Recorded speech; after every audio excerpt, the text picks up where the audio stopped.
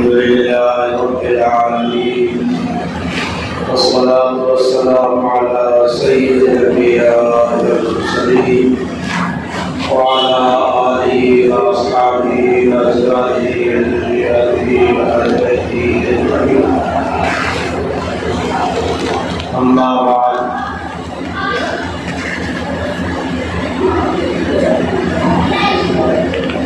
أعوذ بالله من الشيطان الرجيم. بسم الله الرحمن الرحيم. اعملوا آل داود شكرا وقليل من عبادي الشكور. صدق الله العظيم.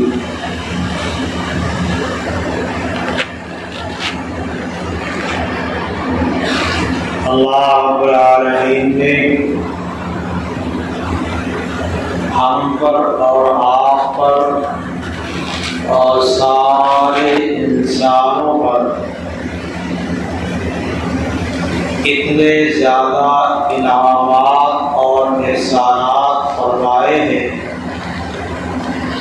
کہ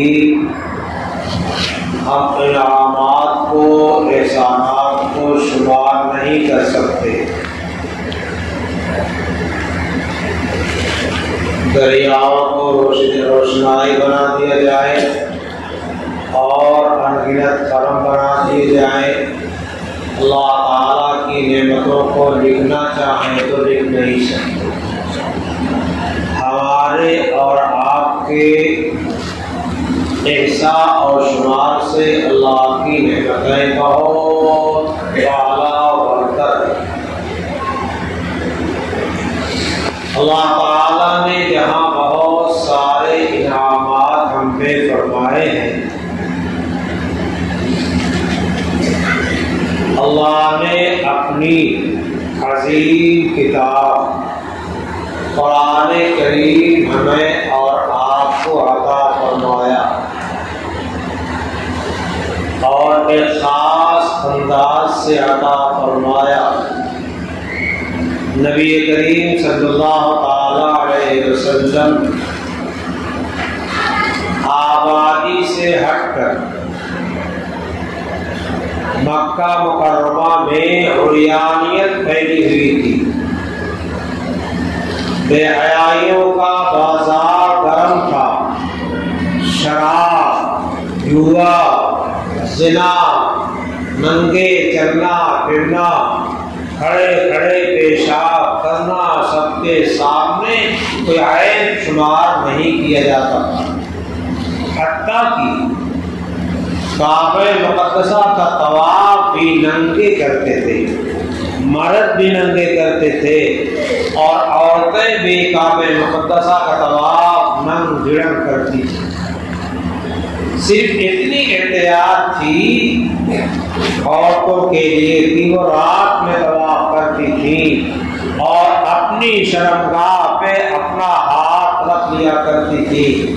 اس سے کون سا پردہ ہو جائے گا؟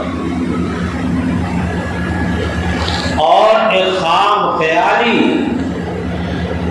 بلا وجہ کا تصور بے سند بات ان کے ذہنوں میں بیٹھی ہوئی تھی کہ جن ملبوسات میں، جن کپڑوں میں ہم نے گناہ کیا ہے، ان کپڑوں کے ساتھ بیت اللہ شریف کا طواف نہیں کریں گے. لیکن ان کا دماغ اتنا کام نہیں کر سکا کہ جن اعضاء و جوارح کے ساتھ گناہ کیا ہے، جس آنکھ سے گناہ کیا، جس زبان سے گناہ کیا، جس کان سے گناہ کیا، جس ہاتھ اور پیر سے گناہ کیا اور اس کے علاوہ اعضاء سے گناہ کیا، ان کو کہاں رکھ کر کے آتے تھے طواف کرنے کے واسطے؟ کپڑا تو دھلنے سے پاک ہو جائے گا، لیکن جو گناہ کیا ہے وہ تو پانی ڈالنے سے پاک نہیں ہوگا. 70 مرتبہ غسل کیا جائے گناہ سے پاک نہیں ہوگا. گناہ سے پاکی تو توبہ کے پانی سے ہوتی ہے.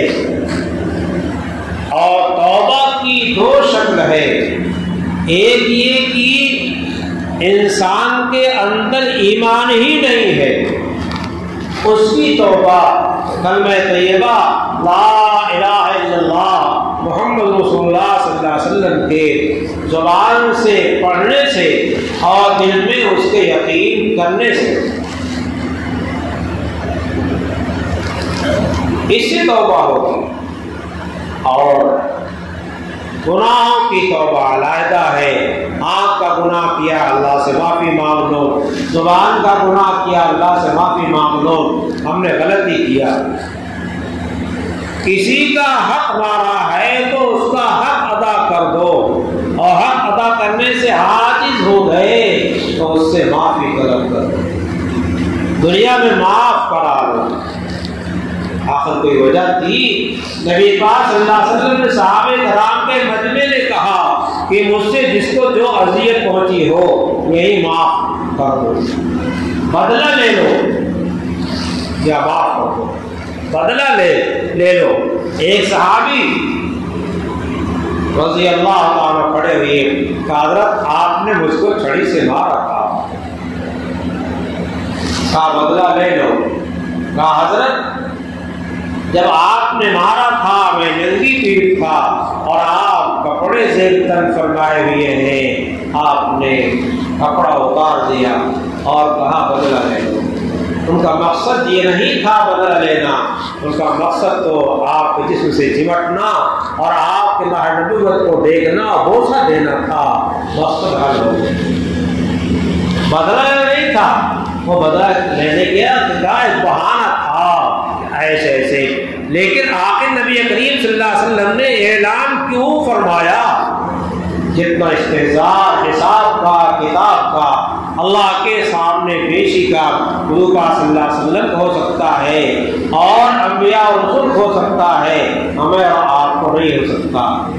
آخر ہر مسلمان کا ایمان ہے کہ ایک اور زندگی ہے، مرنے کے بعد ایک اور دار آخرت ہے، اور بالآخرت ہم یوقنون۔ ابھی آپ نے قرآن میں سنا، آخرت پہ یقین اور ہمارا اعتماد اور بھروسہ ہے۔ اسی دنیا میں مر کرتے گل سڑ کرتے ختم ہو جانا، نسیہ منسیہ ہو جانا نہیں ہے، بلکہ قرآن پاک میں عقیدہ بیان کیا گیا ہے والبعث بعد الموت کا،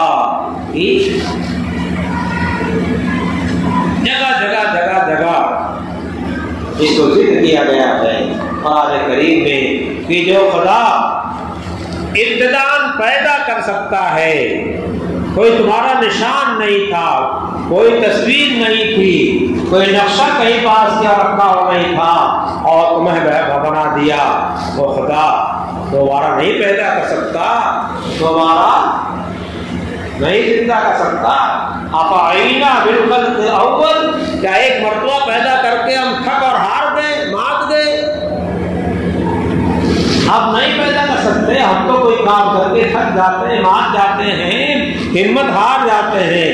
خدا بہت قوت والا ہے، قدیر ہے، ذو القوت متین ہے، وہ قادر مطلق ہے۔ تمام اہل اسلام کا عقیدہ ہے کہ اس دار دنیا کے علاوہ ایک اور دار ہے، اس کا نام دار آخرت ہے۔ آخرت اس کو اسی بات پہ کہا جاتا ہے کہ بعد میں آنے والی چیز ہے، یہ مقدم ہے، یہ دنیا ہے، دنیا دنون سے بنا ہوا ہے، یعنی یہ قریب ہے اور وہ بعد میں آنے والی ہے۔ وہ زندگی آخرت میں یقین ہے، قبر کی زندگی آنے والی ہے۔ قبر میں نبی کریم صلی اللہ علیہ وسلم کا سامنا ہوگا، 3 سوال ہوگا، 3 سوال ہوگا۔ قبر میں انسان پہنچ جائے گا، ہر وقت ہوگا۔ تو اپنا رب کس کو سمجھتے ہو مانتے تھے؟ اگر اہل اسلام ہے، اہل ایمان ہے، جواب دے گا رب اللہ۔ دوسرا سوال ہوگا معدینوں کا، کس دین اور مذہب کے ماننے والے عمل کرنے والے تم تھے؟ تو اہل اسلام جواب دیں گے قبر کے اندر دین الاسلام، قبر کی زبان عربی ہوگی اور بے تکلف وہاں بولیں گے، آخر زبان عربی ہوگی، جنت کی عربی ہوگی۔ تیسرا سوال ہوگا من هذا الرجل الذي بعث فيكم، وہ حضرت تمہیں مبعوث ہوئے تھے کون حضرت تھے؟ وہ جواب دے گا وہ محمد رسول اللہ صلی اللہ تعالی علیہ وسلم، وہ محمد ہے جن کو اللہ نے رسول بنا کے بھیجا ہے۔ یہ سامنے آنا ہے، حساب ہونا ہے، حساب ہونا۔ روزہ کتاب نام اعمال سب کا رکھ دیا جائے گا۔ فتر المجرمین مشفقین مما فیہ، دیکھو گے مجرمین کو خوف زدہ ہوں گے، کیوں؟ اپنی ان غلطیوں کو، قصوروں کو، گناہوں کو دیکھ کر کے جو انہوں نے کیا تھا نام اعمال میں سب لکھا ہوا ہے، مما فیہ، جو نام اعمال کے اندر ہے۔ یقولون یا ویلتنا، ہائے ہماری ہلاکت، مر کیوں نہ جاتے، ختم ہو جاتے، زندہ نہ کیے گئے ہوتے۔ یا ویلتنا، ہائے افسوس، ہائے ہلاکت، ما لہذا الکتاب، اس نام اعمال صحیفے اعمال کو کیا ہو گیا ہے؟ لا یغادر صغیرۃ ولا کبیرۃ الا احصاها، کوئی چھوٹا بڑا عمل اس نے چھوڑا ہی نہیں جس نے اپنے اندر سمیٹ، جس کو اپنے اندر نہ سمیٹ لیا ہو، سب اس میں لکھا ہوا ہے، ایک بات نہیں چھوٹی ہوئی ہے۔ کیوں؟ اللہ نے مقرر فرما رکھا ہے کرامن کاتبین یعلمون ما تفعلون، اللہ جانتا ہے، اس کے باوجود نظام قائم کر رکھا ہے فرشتوں کے ذریعے سے، کہ عصر اور فجر میں کی ڈیوٹی بدلتی رہتی ہے، اور فجر میں ڈیوٹی بدلتی ہے تو ہم سوتے رہتے ہیں۔ ہمارا نماز کا پہلا نمبر کیا ہے؟ غائب ہے۔ جو فرشتے گئے ہیں فجر میں، ان کے ہاں ہماری فجر نہیں لکھی ہوئی ہے، اور جو آئے ہیں ان کا نوٹ نہیں ہوگی۔ ایک نظام اللہ تعالی نے قائم کر رکھا ہے۔ وَوَجَدُوا مَا عَمِلُوا حَاضِرًا، جو کیا ہے سب نام اعمال میں موجود۔ اللہ یظلم ربک احدا، اللہ تعالیٰ کسی کا حق نہیں مارے گا اور کسی کے ساتھ ظلم و زیادتی نہیں کرے گا، نہیں، جو کیا ہے وہ ساتھ میں آئے گا۔ میزان قائم کی جائے گی قیامت کے میدان میں، وَنَضَعُ الْمَوَازِينَ الْقِسْطَ لِيَوْمِ الْقِيَامَةِ، قیامت کے دن جو ہے، قیامت کے دن میں لام ظرفیہ بھی آتا ہے، قیامت کے دن میں ہم جو ہے میزان عدل قائم کریں گے، عدل انصاف ہوگا۔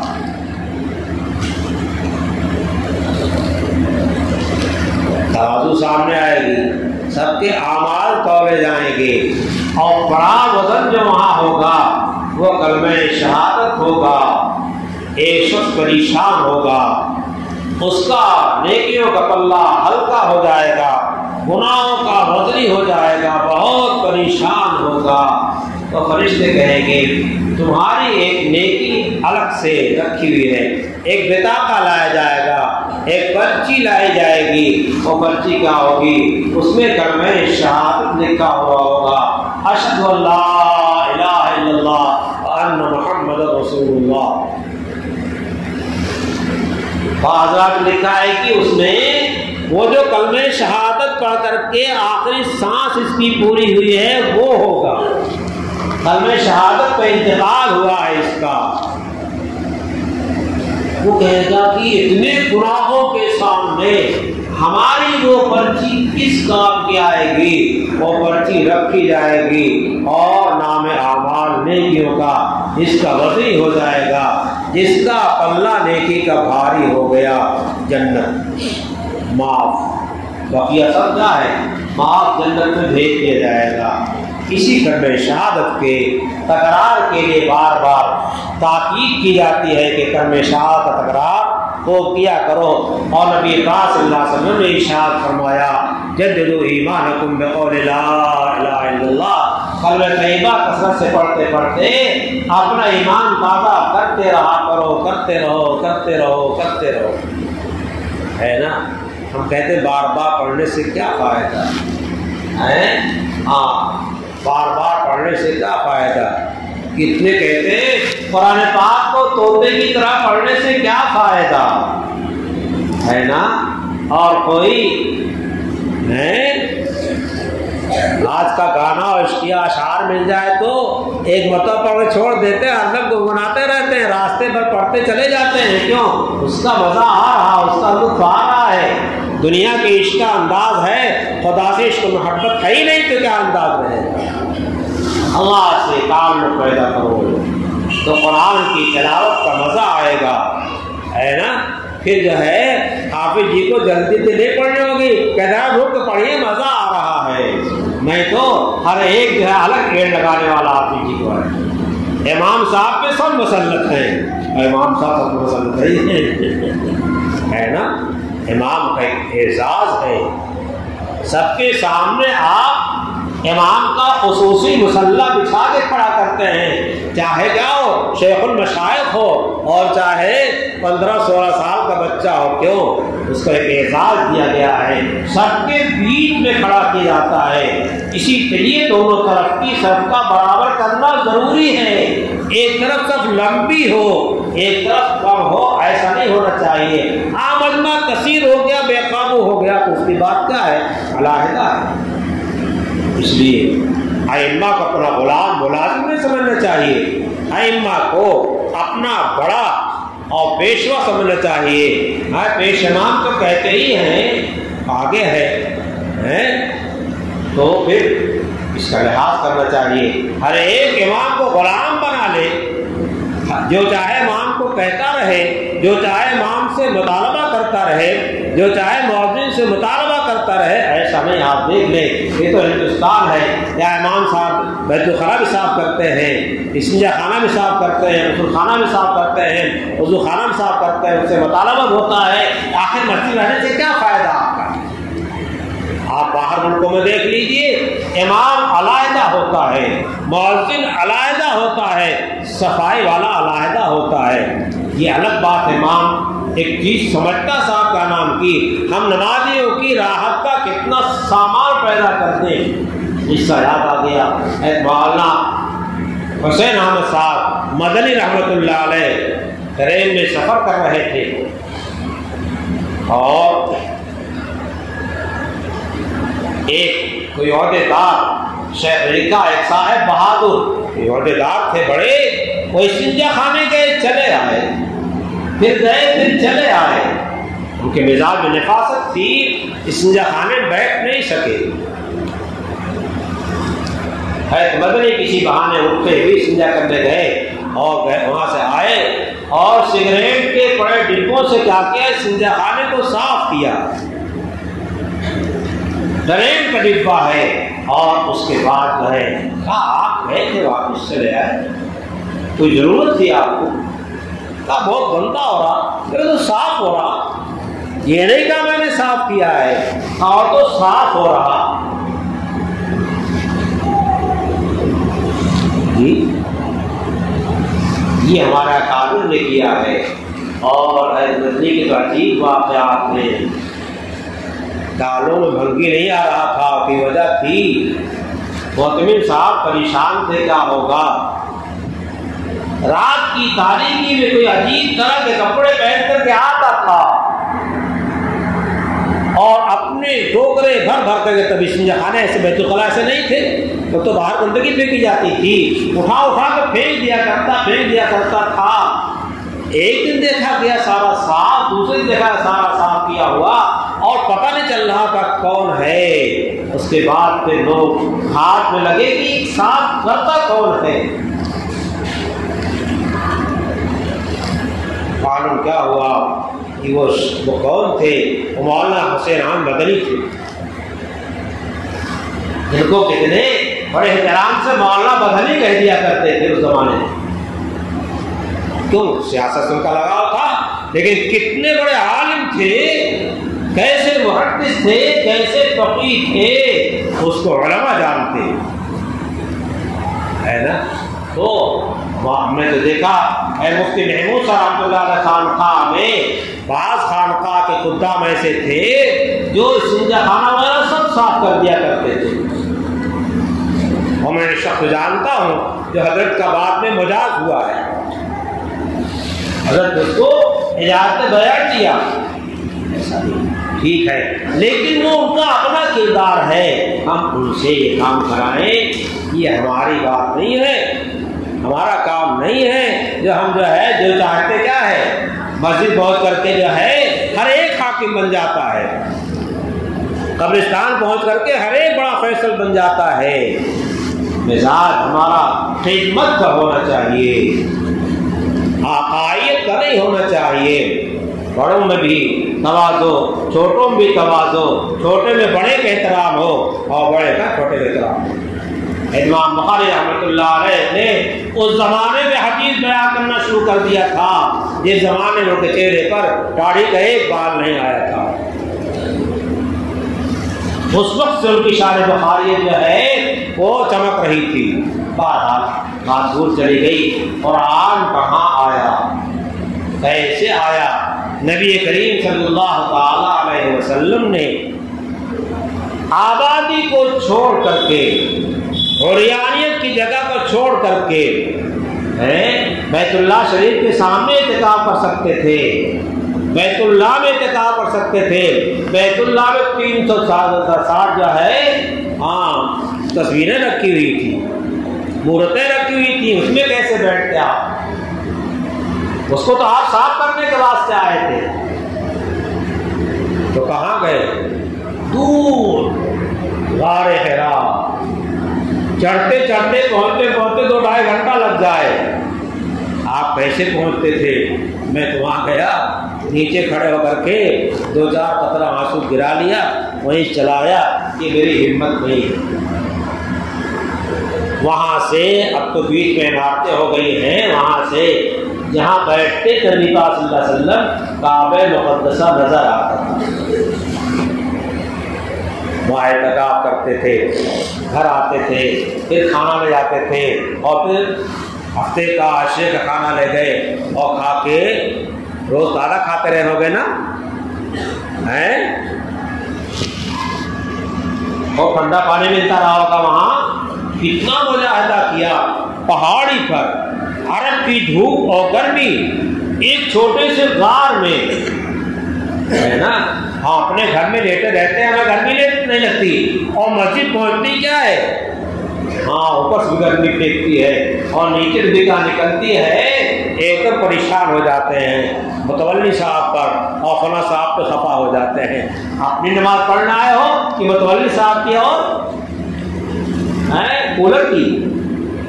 اپنی نماز پڑھنے آئے ہو، نماز میں سکون رہے اس کا انتظام کیا جائے۔ میں نے کہا نا مسجد میں ایسا انتظام کیا جائے کہ نمازی آئے تو اس کا نماز میں جی لگے، ایسے انتظام کرنا چاہیے۔ میں اس کا مخالف نہیں ہوں، لیکن جو ہماری ذہنیت اس کو بیان کر رہا ہوں، نبی پاک صلی اللہ علیہ وسلم پر وہیں غار حرا میں قرآن کریم نازل ہوا، اور 23 سال میں نازل ہوا۔ آسمانی تمام کتابیں اسی مبارک رات میں، اور قرآن کریم کیا میں اسی بار میں انا انزلناہ فی لیلۃ القدر، اسی مہینے میں نازل ہوا۔ اور اللہ کے حبیب پاک صلی اللہ علیہ وسلم نے جبرائیل امین کے ساتھ ہر سال قرآن کا کیا ہے، تکرار کیا ہے، ہر سال جبرائیل کے ساتھ بیٹھ کر کے قرآن سنانا ہوتا تھا۔ جس سال آپ کا وصال ہوا ہے اس میں تو 2 مرتبہ، اور پھر تراویح کی سنت جاری ہوئی، جس نے کیا کیا، اس نے قرآن کے باقی رکھنے کا ایک ذریعہ بن کے دکھا دیا کہ حافظ جو ہے وہ رجب کا چاند دیکھتے ہی قرآن کے چکر پڑ جاتا، کیسے سناؤں گا، ہر حافظ چکر پڑ جاتا کیسے سنا ہوگا، تکبیریں کرتا، اسکیمیں کرتا ہے، کوئی کہیں ٹہل پھر رہا ہوگا، لیکن حافظ جو ہے تراویح سنانے والا قرآن پاک لے کر کے مسجد بیٹھا ہوا ہے، اسے قرآن مسجد میں بٹھا رہا ہے، اسے اللہ کی کتاب مسجد میں بٹھا رہی ہے۔ اللہ کے کلام کے سینے میں محفوظ ہونے کی برکت یہ ہوئی کہ قرآن مسجد میں اسے بٹھا رہا ہے اور یاد کر کے سناتا ہے۔ ہم آئے سنے چلے گئے، کتنی محنت سے یاد کر کے سناتا ہے، اور ہم جو ہے غافل ہیں، مست نہیں، اور ذرا تیز پڑھو، ارے قرآن ایسا پڑھو۔ دیکھو سعودی ائمہ پڑھتے ہیں، کتنا لطف آتا، کتنے اطمینان سے پڑھتے ہیں، مگر ہمارا امام مجبور ہوتا ہے کہ اگر ذرا آہستہ پڑھ دے تو دوسرے دن کیا ہے، 3 دن تک تو کئی سب بھری رہتی ہے، اور چوتھے 5ویں دن ایک سب رہ جاتی، باقی غائب۔ کیوں؟ دن بھر کام میں لگے رہتے ہیں۔ اتنے تو رمضان کے دنوں میں آرام اس واسطے کرتے ہیں تاکہ تراویح اطمینان کے ساتھ پڑھی جا سکے، اور ہم نے اتنے کام پھیلا رکھے ہیں کہ تراویح فرفر ہو جائے تب تو پڑھ لیں گے، نہیں تو۔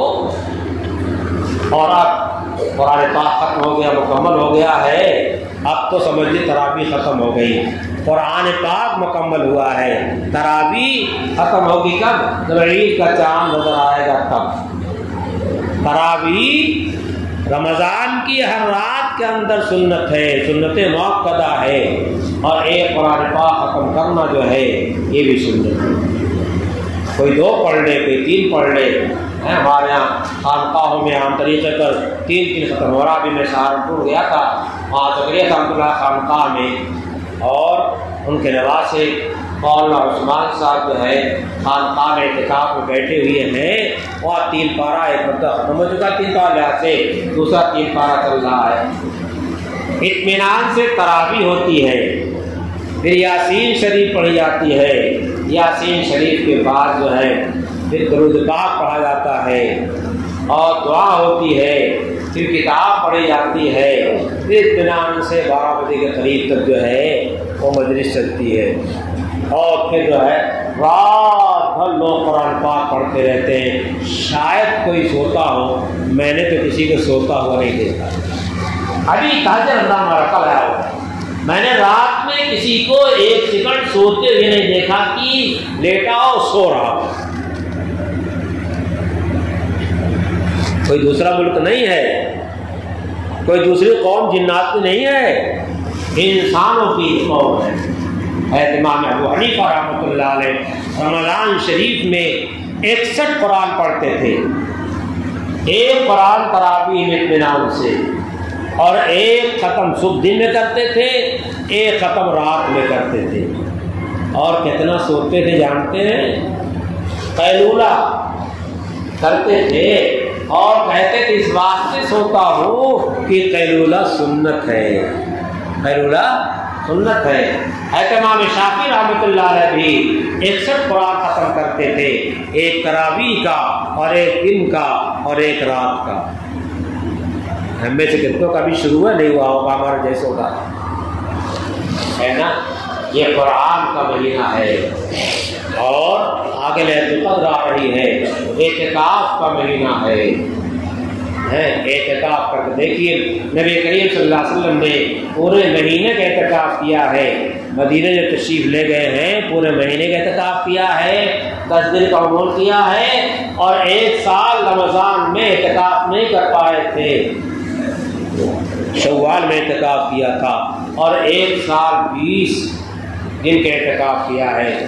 اس طرح آپ سے اور آپ کے ازواج مطہرات سے اعتکاف ثابت ہے، تنہا بھی اعتکاف کر سکتے ہیں، اور نبی پاک صلی اللہ علیہ وسلم نے جماعت کے ساتھ بھی اعتکاف کیا ہے، صحابہ کرام کی جماعت ساتھ لیلۃ القدر کی تلاش میں۔ لیلۃ القدر فضیلت آپ لوگ سنتے ہی رہتے ہیں، 1000 مہینے کی رات سے بہتر ہے، اور جس کو مستقل ملتی گئی اس کا کیا ہوگا؟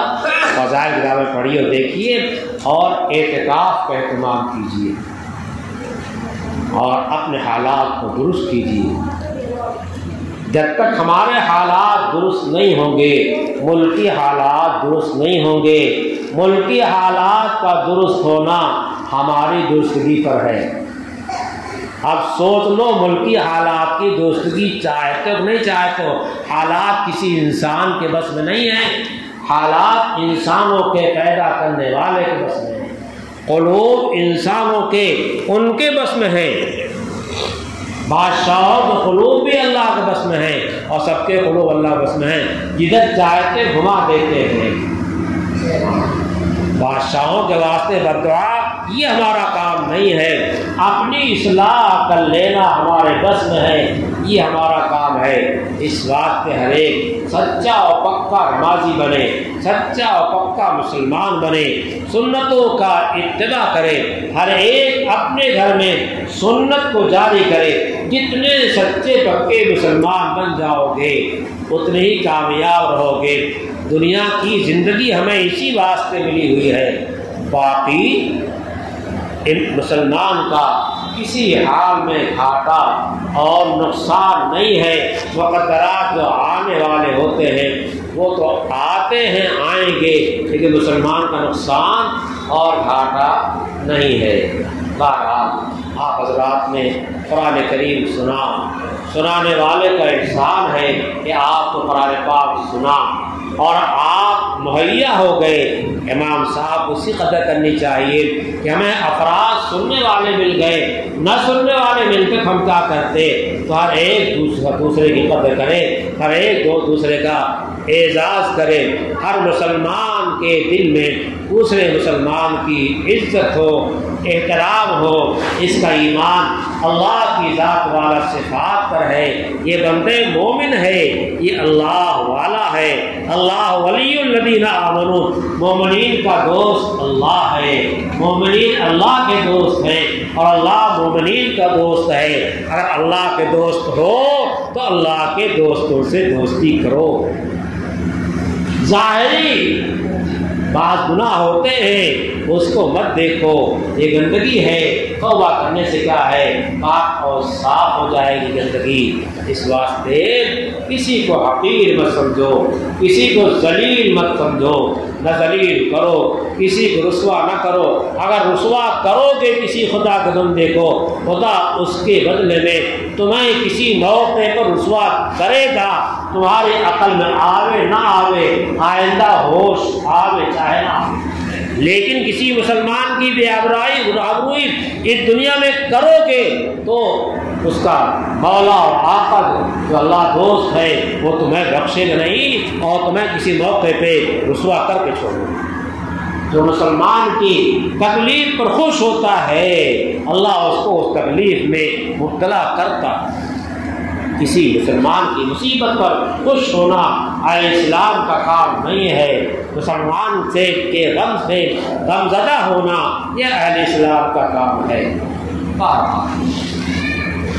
اللہ تعالیٰ نے ہمیں اور آپ کو قرآن کریم سننے کی توفیق عطا فرمائی۔ اب چاہے آپ بڑی ترائی پڑھیں بہت اچھا ہے، اور چھوٹی پڑھیں تب بھی جو ہے پابندی کے ساتھ آئیں، اور جب تک جماعت نہ ہو جائے تب تک تراویح نہ چھوڑیں۔ یہاں پڑھیں، اپنے گھروں میں جماعت کے ساتھ پڑھ لیں۔ جماعت کے ساتھ پڑھنے میں آسانی ہوتی ہے، تنہا 20 رکعت پڑھنا اس میں مزہ نہیں آتا اور آسانی نہیں ہوتی ہے، نہیں۔ اس واسطے جماعت کے ساتھ پڑھیں گے وہ جماعت کو بھی کیا ہے ثواب ملے گا۔ رمضان کا احترام کریں اور اعتکاف کا لحاظ کریں۔ اگر کسی اللہ کے نیک بندے کے ساتھ اعتکاف کرنے کو مل جائے تو اس کا نفع یہ ہے کہ جہاں اعتکاف کا ثواب ملے گا وہاں ان کے پاس رہ کر کے دوسرے بھی منافع حاصل ہوتے ہیں۔ کبھی کتابیں پڑھی جاتی ہیں، تلاوت ہوتی دیکھ کے شوق ہوتا ہے، کبھی ذکر ہوتا ہے، کبھی واعظ نصیحت ہوتا ہے، کبھی کچھ ہوتا ہے، تو اس کے ذریعے سے کیا ہوتا ہے قلوب پہ اثر پیدا ہوتا ہے۔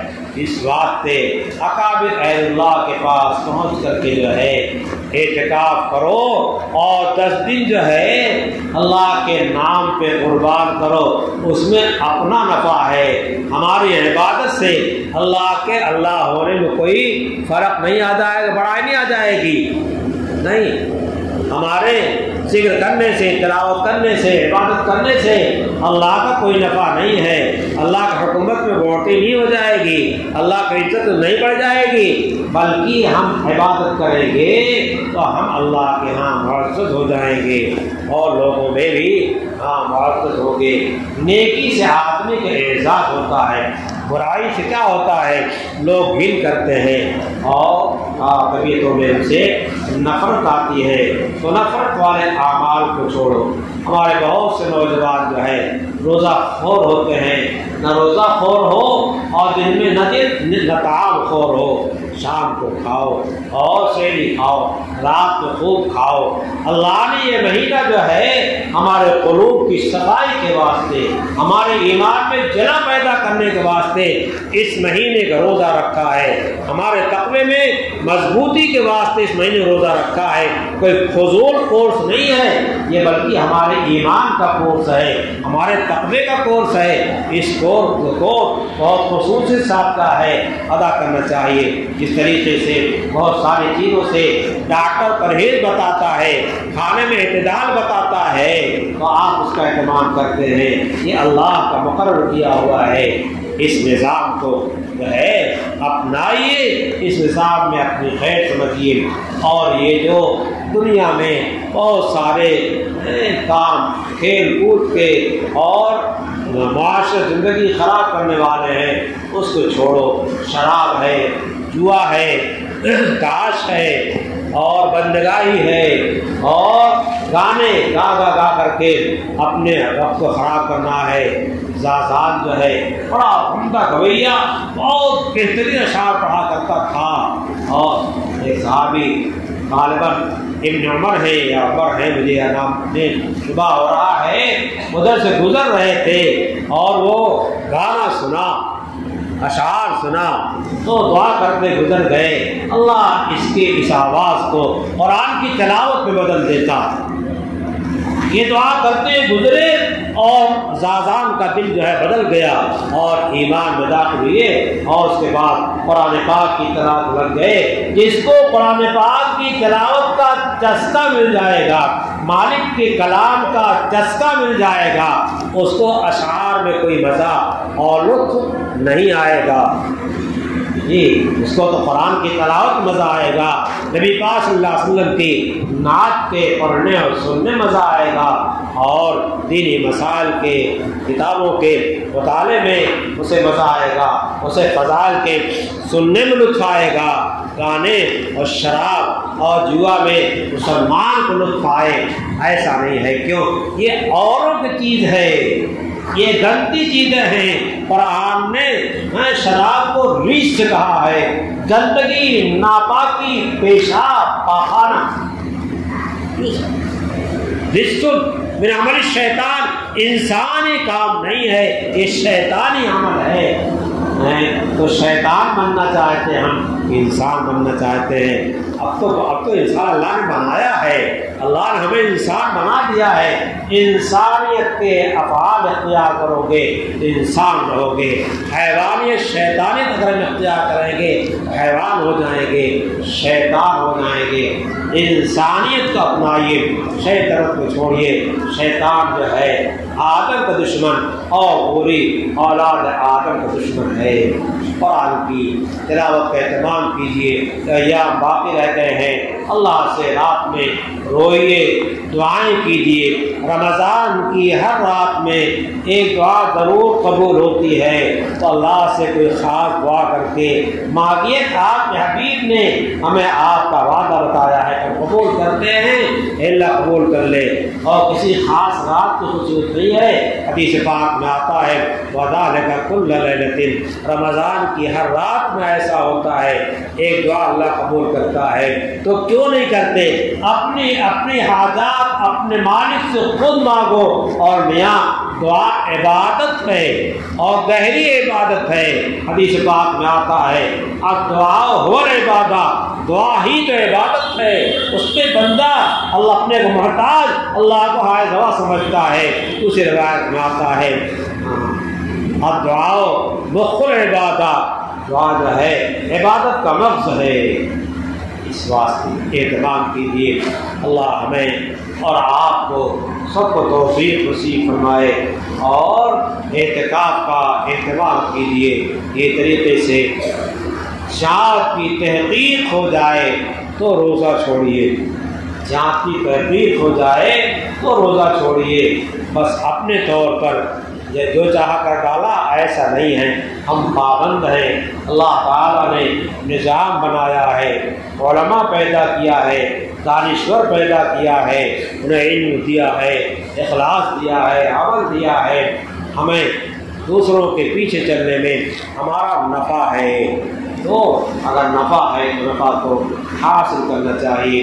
اللہ ہمیں اور آپ کو اور سب کو توفیق خیر سے نوازے، ہر طرح کی برائی سے تمام مسلمانوں کی حفاظت فرمائے، اور اس ماہ مبارک کی مکمل طور پہ قدر کرنے کی توفیق عطا فرمائے۔